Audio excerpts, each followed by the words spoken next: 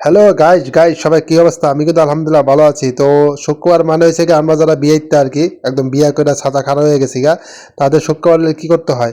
বাজার করতে হয়। কিন্তু আমার কিন্তু বাজার করতে হয় না, কারণ কি আমার ছাদে একটু বাগান আছে, সেই বাগান থেকে আমি বাজার করি। তাছাড়া কি কি বাজার করবো সেটা আপনাদের সাথে শেয়ার করবো। এই দেখুন, প্রথমে হচ্ছে হলুদ হলুদ কচি কচি পোলা পাইন, যেগুলো মনে করেন আজকে ভালো করে ভাজ্যে রেখামো। তারপরে এই জায়গায় ডাঁটা শাক আছে, পুঁই শাক আছে। এসব দেখে আবার কেউ লোভ লয় না। হ্যাঁ, আজকে কিন্তু ভ্যারাইটিস আকারের শাক রান্না করা হবে, যেটা খেতে অনেক মজা। তো এখানে আমি বাজার থেকে, ও সরি, থুকু বাজার থেকে না, গাছ থেকে তিনটা বড় বড় মিসাইল লগে যে কচি কচি পোলাপান, যেগুলোকে আজকে কড়া করে বেজে নেবো। হু হু হা হা বেজে খাবো। তারপর দেখেন এত বড় দামড়া বেরিয়ে মাথায় একটা বেগুন দিছে, দেখছো? মানে গাছেরও কি কমু, গাছ এত বড়, গাছে মাথায় একটা বেগুন হয়েছে, আরো হয় নাই। এখন তোমরা বড় বন্ধুরা এখানে কি কি গাছ দেখতে পারতেছো, যারা যারা যে যে গাছ দেখতেছো তারা কিন্তু কমেন্ট বক্সে জানা যাবে যে এখানে কয় পথের গাছ আছে। এখানে টোটাল 4 পথের গাছ আছে। তো এই গাছগুলা কি কি অবশ্যই জানিয়ে যাবে।